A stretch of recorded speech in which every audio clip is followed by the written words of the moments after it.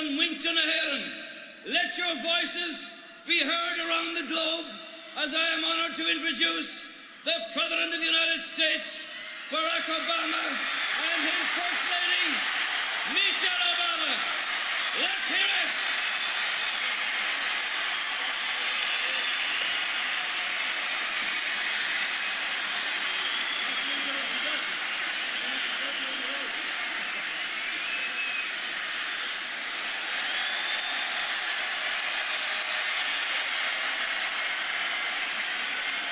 Thank you.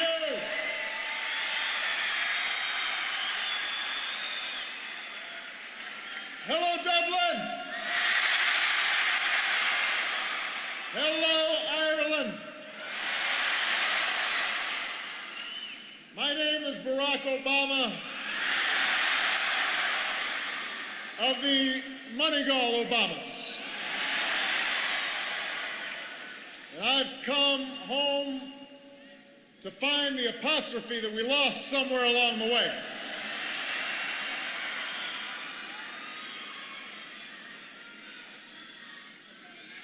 Now, is that where it is?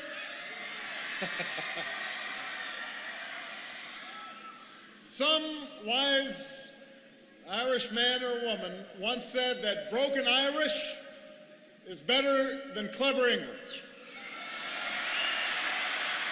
So here goes. To Áthis Orm Vein Erin. I am happy to be in Ireland. I'm happy to be with so many Accordia.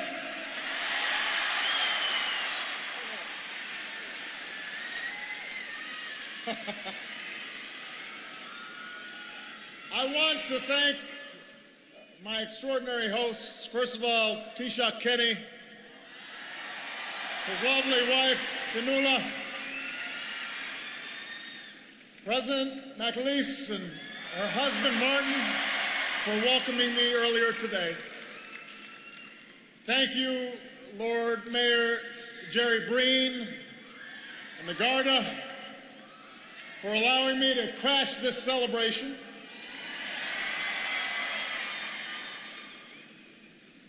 Let me also express my condolences on the recent passing of a former Taoiseach, Garrett Fitzgerald.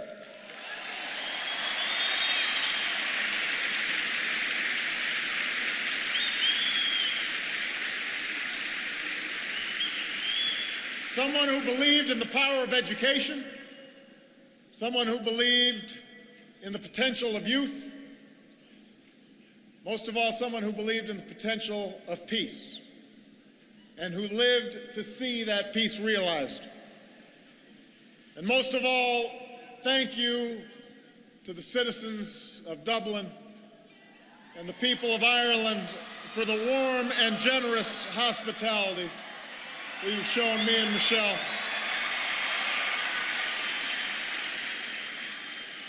It certainly feels like 100,000 welcomes. We feel very much at home. I feel even more at home after that pint that I had. Feel even warmer. In return, let me offer the hearty greetings of tens of millions of Irish Americans who proudly trace their heritage to this small island. They say hello.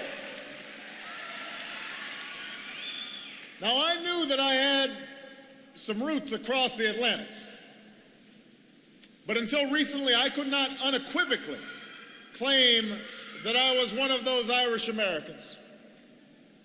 But now, if you believe the Corrigan brothers, there's no one more Irish than me.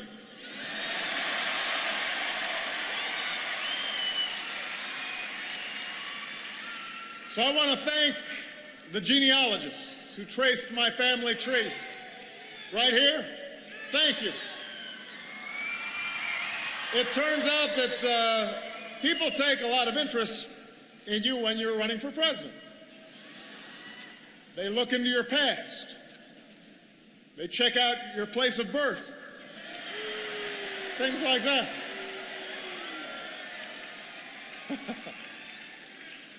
Now, I do wish somebody had provided me all this evidence earlier, because it would have come in handy back when I was first running in my hometown of Chicago.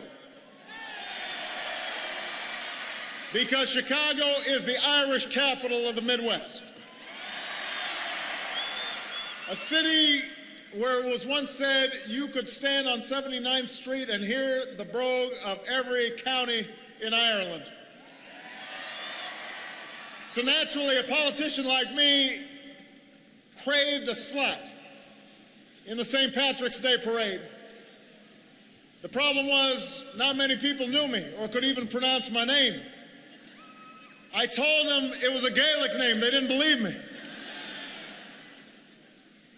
So one year, a few volunteers and I did make it into the parade, but we were literally the last marchers. After 2 hours, finally, it was our turn. And while we rode the route and we smiled and we waved, the city workers were right behind us cleaning up the garbage. It was a little depressing. But I'll bet those parade organizers are watching TV today and feeling kind of bad. Because this is a pretty good parade right here.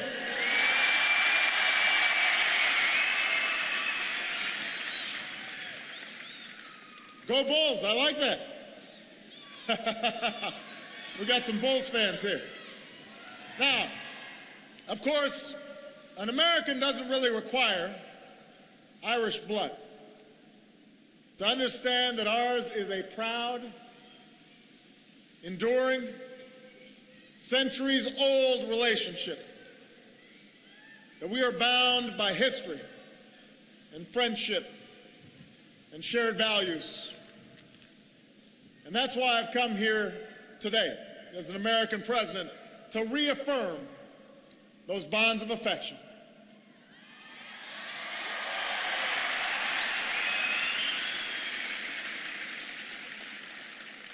Earlier today, Michelle and I visited Moneygall, where we saw my ancestral home and dropped by the local pub, and we received a very warm welcome from all the people there, including my long-lost 8th cousin, Henry. Henry now is affectionately known as Henry VIII. And it was remarkable to see the small town where a young shoemaker named Falmouth Carney, my great-great-great-grandfather, my grandfather's grandfather, lived his early life. And I was shown the records from the parish recording his birth. And we saw the home where he lived. And he left during the Great Hunger, that so many Irish did, to seek a new life in the New World. He traveled by ship to New York, where he entered himself into the records as a laborer. He married an American girl from Ohio. They settled in the Midwest. They started a family. It's a familiar story, because it's one lived and cherished by Americans of all backgrounds. It's integral to our national identity. It's who we are, a nation of immigrants from all around the world. But standing there in Moneygall, I couldn't help but think how heartbreaking it must have been for that great-great-great-grandfather of mine and so many others to part, to watch Donegal coasts and Dingle cliffs recede, to leave behind all they knew in hopes that something better lay over the horizon. When people like Falmouth boarded those ships, they often did so with no family, no friends, no money, nothing to sustain their journey but faith. Faith in the Almighty. Faith in the idea of America. Faith that it was a place where you could be prosperous, you could be free, you could think and talk and worship as you please. A place where you could make it if you tried. And as they worked and struggled and sacrificed and sometimes experienced great discrimination to build that better life for the next generation, they passed on that faith to their children and to their children's children. An inheritance that their great-great-great-grandchildren like me still carry with them. We call it the American dream.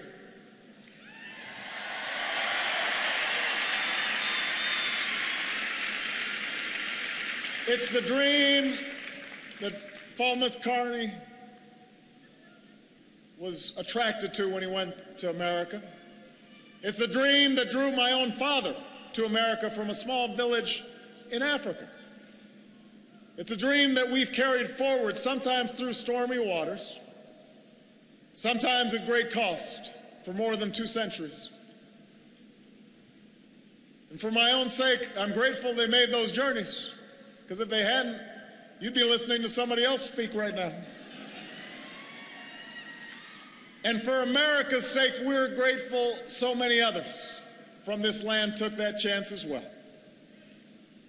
After all, never has a nation so small inspired so much in another.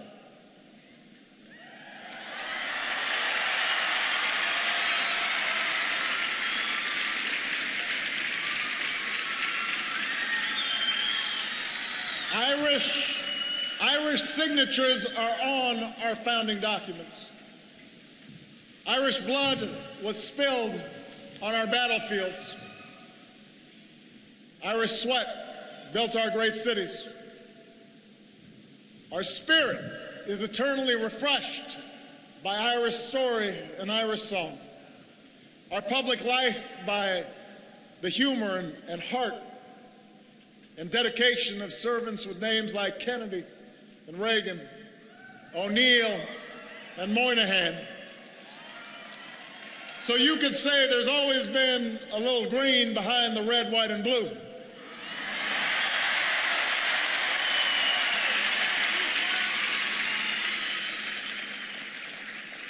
When the father of our country, George Washington, needed an army, it was the fierce fighting of your sons that caused the British official to lament, "We have lost America through the Irish."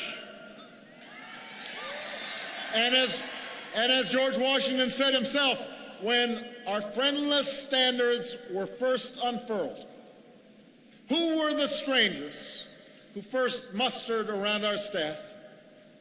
And when it reeled in the light, who more brilliantly sustained it than Erin's generous sons?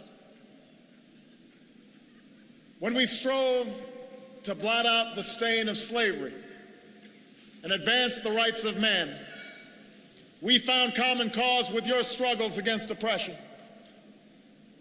Frederick Douglass, an escaped slave, and our great abolitionist forged an unlikely friendship right here in Dublin with your great liberator, Daniel O'Connell.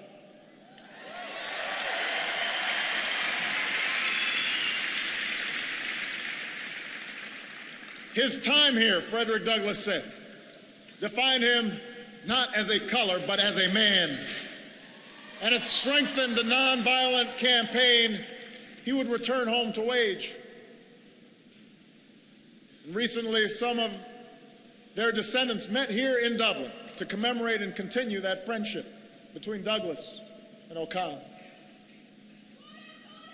When Abraham Lincoln struggled to preserve our young Union, more than 100,000 Irish and Irish Americans joined the cause, with units like the Irish Brigade charging into battle, green flags with gold harp waving alongside our Star-Spangled Banner.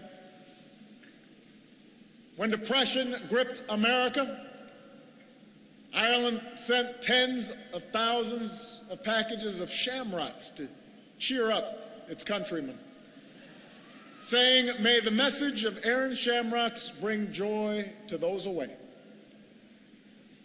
And when an Iron Curtain fell across this continent and our way of life was challenged, it was our first Irish president, our first Catholic president, John F. Kennedy, who made us believe 50 years ago this week that mankind could do something big and bold and ambitious as walk on the moon. He made us dream again. That is the story of America and Ireland. That's the tale of our brawn and our blood, side by side, in making and remaking a nation, pulling it westward, pulling it skyward, moving it forward again and again and again. And that is our task again today. I think we all realize that both of our nations have faced great trials in recent years, including recession so severe that many of our people are still trying to fight their way out. And naturally, our concern turns to our families, our friends, and our neighbors. And some in this enormous audience are thinking about their own prospects and their own futures. Those of us who are parents wonder what it will mean for our children and young people like so many who are here today. Will you see the same progress we've seen since we were your age?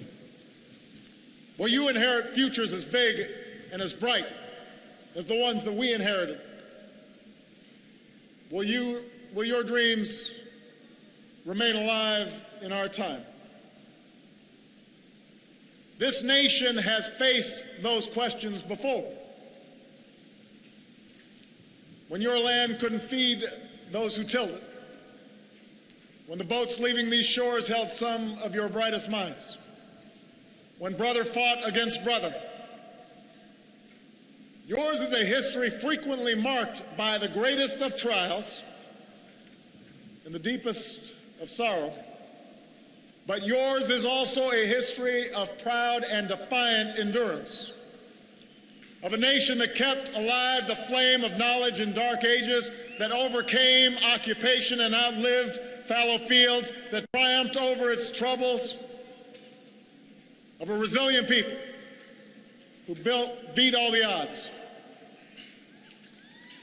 And Ireland, as trying as these times are, I know our future is still as big and as bright as our children expect it to be.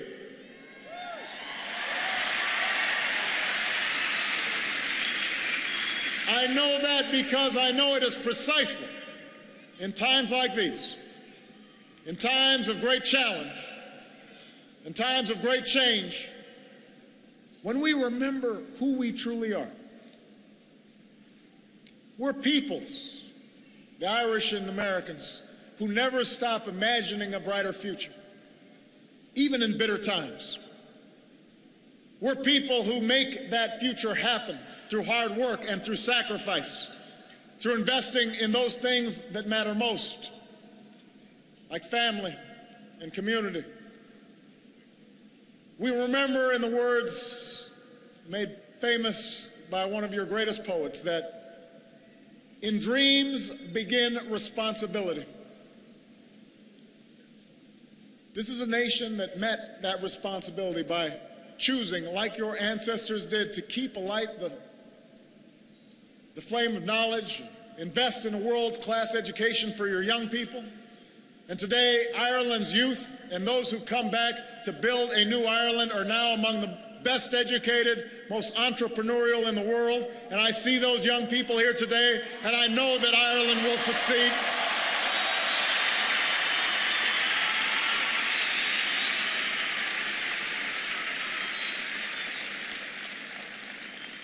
This is a nation that met its responsibilities by choosing to apply the lessons of your own past, to assume a heavier burden of responsibility on the world stage. And today, people who once knew the pain of an empty stomach now feed those who hunger abroad. Ireland is working hand in hand with the United States to make sure that hungry mouths are fed around the world, because We remember those times. We know what crippling poverty can be like. We want to make sure that we're helping others. You're a people who modernized and can now stand up for those who can't yet stand up for themselves. And this is a nation that met its responsibilities and inspired the entire world by choosing to see past the scars of violence and mistrust to forge a lasting peace on this island. When President Clinton said at this very spot 15 years ago, waging peace is risky, I think those who were involved understood the risks they were taking, but you, the Irish people, persevered. And you cast your votes. And you made your voices heard for that peace. And you responded heroically when it was challenged. And you did it, as President McKinley has written, for all the apparent intractability of our problems. The irrepressible human impulse to love kept nagging and nudging us towards reconciliation. Whenever peace is challenged, you will have to sustain that irrepressible impulse, and America will stand by you, always. America will stand by you, always, in your pursuit of peace. And Ireland, you need to understand that you've already so surpassed the world's highest hopes that what was notable about the Northern Ireland elections 2 weeks ago was that they came and went without much attention. It's not because the world has forgotten. It's because this once unlikely dream has become that most extraordinary of things. It has become real. A dream has turned to reality because of the work of this nation.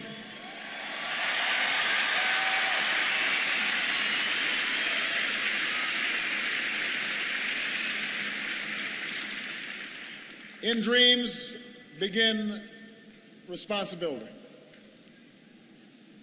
And embracing that responsibility, working toward it, overcoming the cynics and the naysayers and those who say you can't. That's what makes dreams real. That's what Fulmouth Carney did when he got on that boat. And that's what so many generations of Irish men and women have done here in this spectacular country. That is something we can point to and show our children, Irish and American alike. That is something we can teach them as they grow up together in a new century, side by side, as it has been since our beginnings. This little country that inspires the biggest things, your best days are still ahead. Our greatest triumphs in America and Ireland alike are still to come. And Ireland, if anyone ever says otherwise, if anybody ever tells you that your problems are too big, or your challenges are too great, that we can't do something, that we shouldn't even try, think about all that we've done together. Remember that whatever hardships the winter may bring, springtime's always just around the corner. And if they keep on arguing with you, just respond with a simple creed. Is Féidir Yes, we can. Yes, we can. It's Féidir for all you've contributed to the character of the United States of America and the spirit of the world. Thank you. And may God bless the eternal friendship between our two great nations. Thank you very much, everybody. Thank you, Dublin. Thank you, Ireland.